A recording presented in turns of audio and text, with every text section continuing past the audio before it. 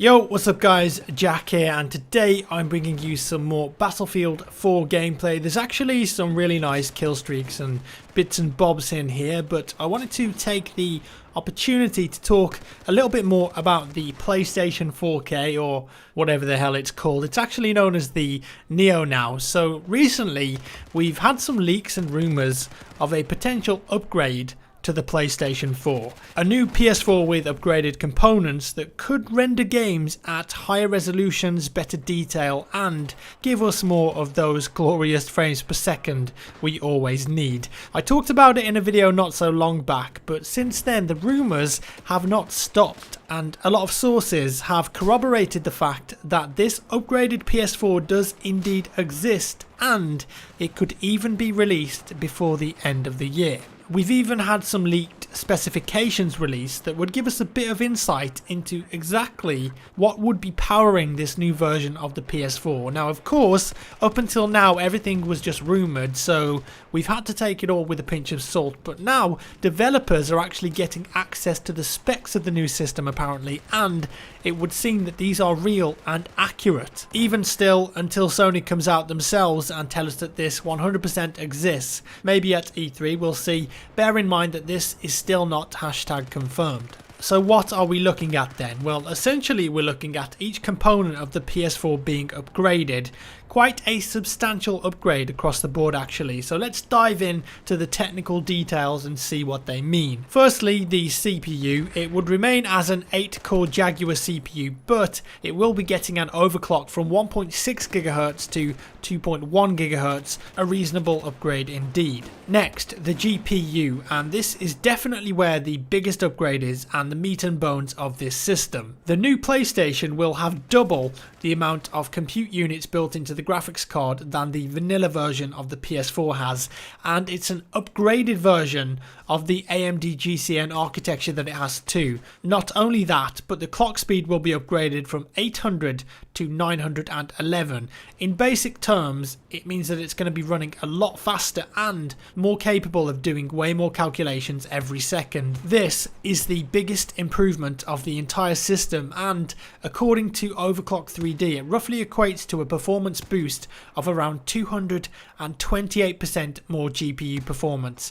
Not too shabby. Lastly, we have the memory, and this is getting an upgrade as well. It will still be sticking with 8GB of GDDR5, but the memory bandwidth of the RAM will be upped by 24% to 218 GB a second. I was reading a report over at Eurogamer 2. They're really good with technical stuff, and it suggests that this sort of memory bandwidth is similar to what we see on high-end standalone PC graphics cards, and that sounds pretty interesting. Now, from the specs of the graphics card, the belief of many experts is that the card featured in the upgraded PS4 will actually be based off one of AMD's yet unreleased cards, their brand spanking new GPU architecture. This can only be a good thing because most of the time the cards that are present in the consoles, even next gen ones, are equivalent to 2-year-old PC graphics cards at best when they launch. So what we actually could be looking at here is AMD's brand new graphics cards launching with a similar spec version in the PS4 at roughly the same time. That would be really cool, and as far as I'm aware, a first for consoles. Now, all of this sounds really technical, but what's it all for? What's even the point in all of this?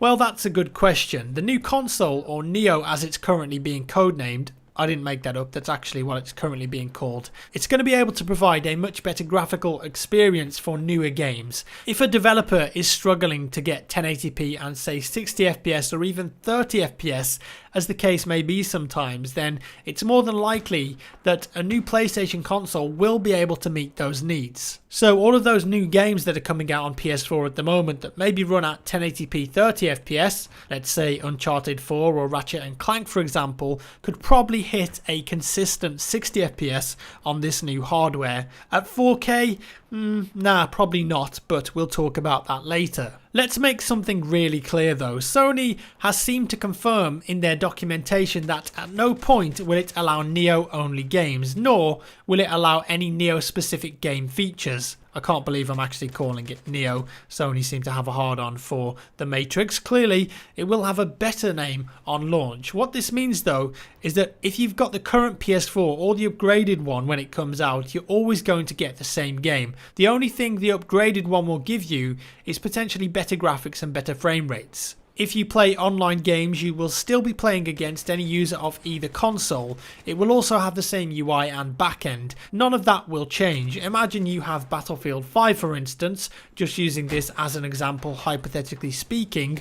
On the normal PS4, it may be running at say 900p at 60 FPS, but on the upgraded PS4, they might be able to crank that up to a full native 1080p at 60 FPS with maybe even more graphical options, something similar to what you get on PC. That being said, the games will still be identical in terms of their design and features. Let's also not kid ourselves here. This upgrade is a great thing for making games look better and run better for consoles, but it's definitely not going to be running most games in 4K. There may be some exceptions like games that are simple looking and don't have much detail in them, but really I think the exercise of bringing out a new PlayStation already is only to make sure that games are running properly at 1080p, which you could argue is what they should have been when the next gen consoles launched in the first place. The new console will be able to output 4K, but that's really only going to be for 4K Blu-ray and other media. I think it's still nowhere near powerful to be thinking about running modern high detail games at 4K. We're still in a position where some high-end PCs,